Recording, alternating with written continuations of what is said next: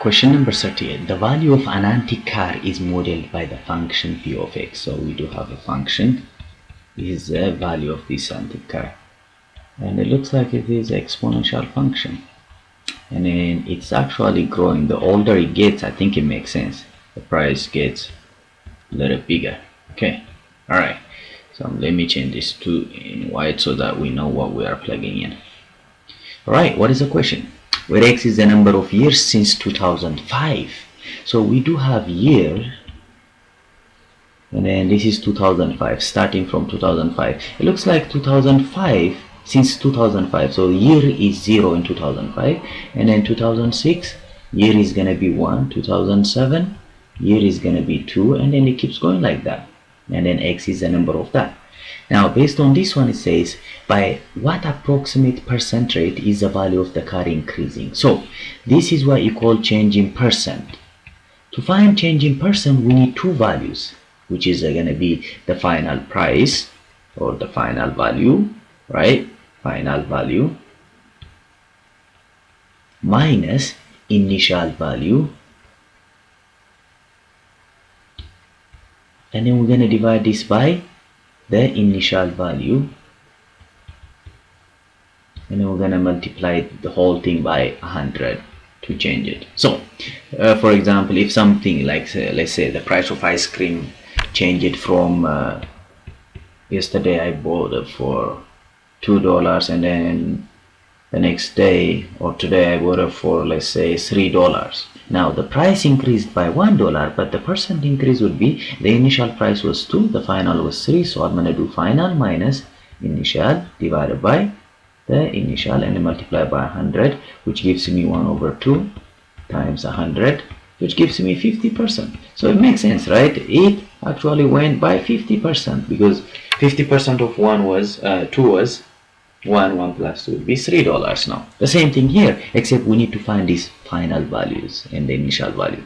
So let's choose 2 consecutive years. For this specific case, why don't we use the 0 year and the 1 year, which makes it easier.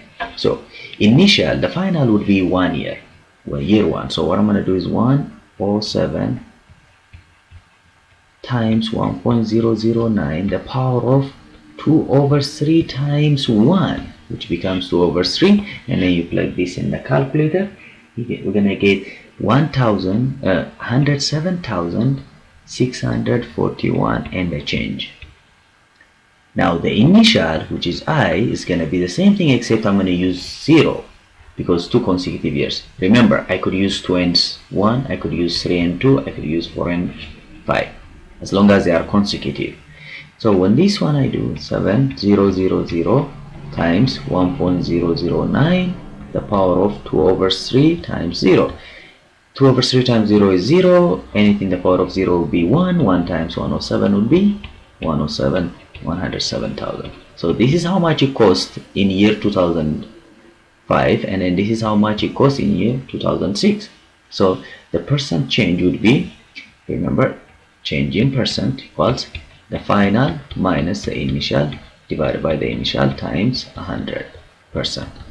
And then the final was, in this case, 107,641 minus 107,000 divided by 107,000, and then we're going to multiply this whole thing by 100.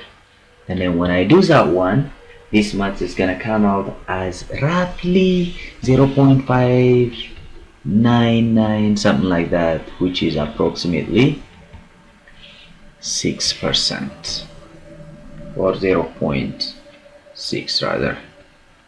It will be 6%. It will be, that car will be really expensive in a short period of time, but about 0.6% every year the price of the car changes by 0.6%. And the correct answer for this one would be based on this one. Oh yeah, choice C. It's really nice when you get the answer. There's a multiple choice. Alright, this completes this problem.